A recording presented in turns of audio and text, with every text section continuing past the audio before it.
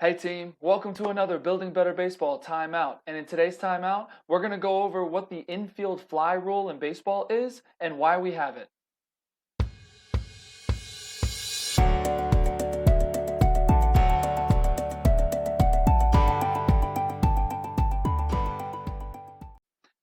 I'm Coach Hart, and in these timeouts, I teach you the rules of baseball and I teach you how to play the game. So let's get right into it. We're going to go over the infield fly rule.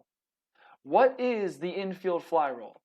The infield fly rule is when there are less than 2 outs, there are runners on first and second, so first and second right here, or there's runners on first, second, and third, either one, it could be either situation, and there is an easy pop fly in the infield. It can't be a bunt and it can't be a line drive, so it has to be a high fly ball in the infield. So like I said, it can't be a bunt, it can't be bunted in a fly ball, and it can't be a line drive that is caught. It has to be a high fly ball.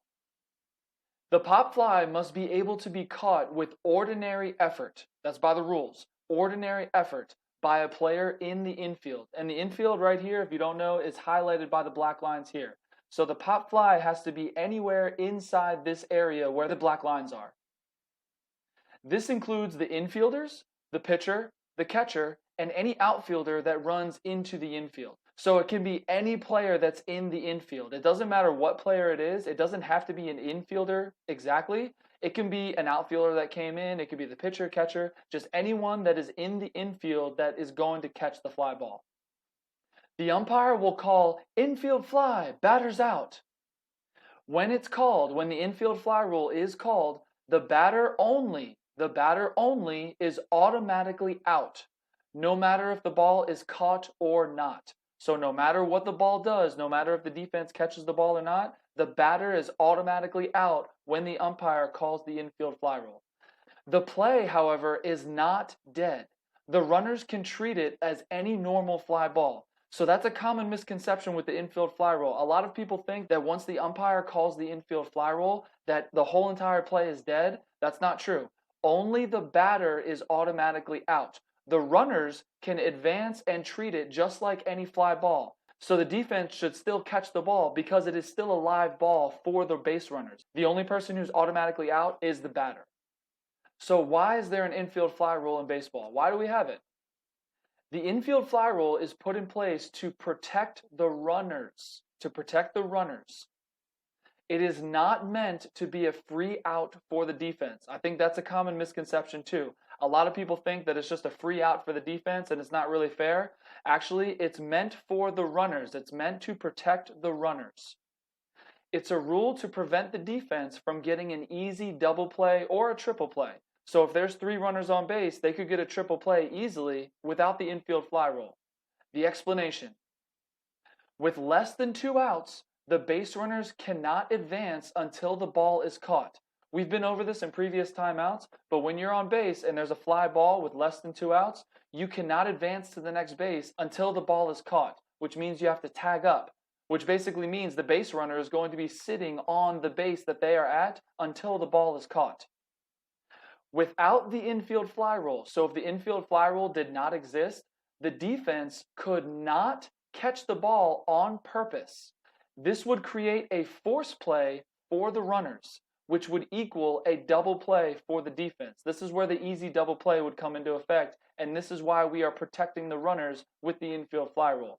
So think about this. You're a base runner that's on first and second, and there's a pop fly. Your initial instinct is to stay on the base until the ball is caught. There is not a force play because you're not forced because it's a fly ball. It's not a ground ball, right?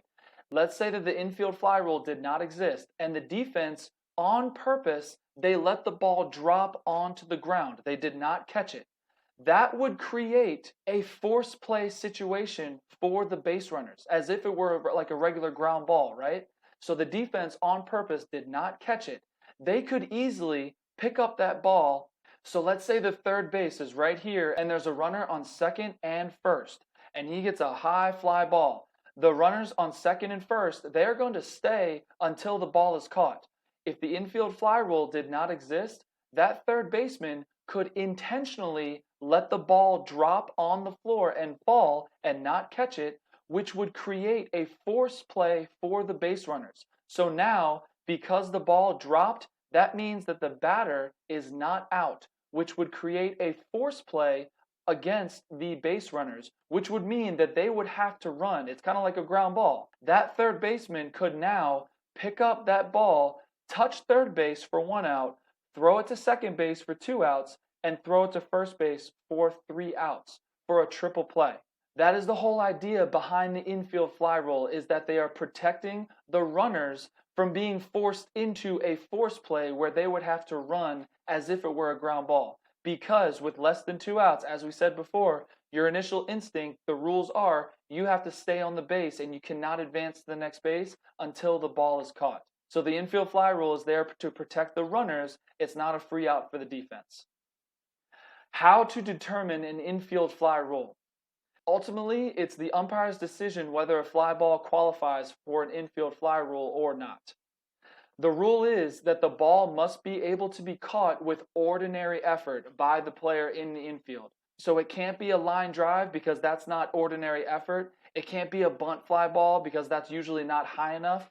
And the fly ball, it can't be like in the shallow outfield where somebody has to do a diving play. Or it can't be if there's a huge shift on where the third baseman is nearly at shortstop and there's a pop fly at third base where the third baseman has to run from shortstop all the way and make like a diving play. That's not ordinary effort.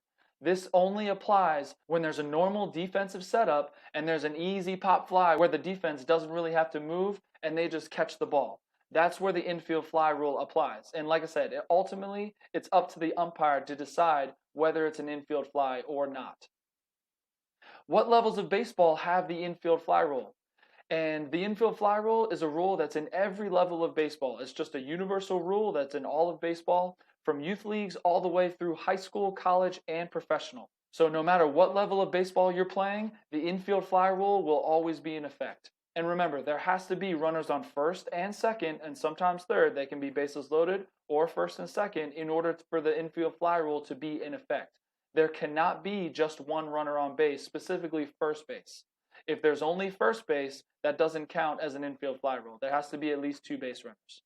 Thanks for taking another time out with Building Better Baseball. Remember, I'm Coach Hart, and if you like what you saw and you want more timeouts, make sure you subscribe to support the channel, because I'm coming out with new videos every single week to help you improve your game and to help you be the best you can be on the field. And with these timeouts specifically, I want to help you to understand every aspect of the game. I hope you enjoyed it, and I'll see you in the next timeout.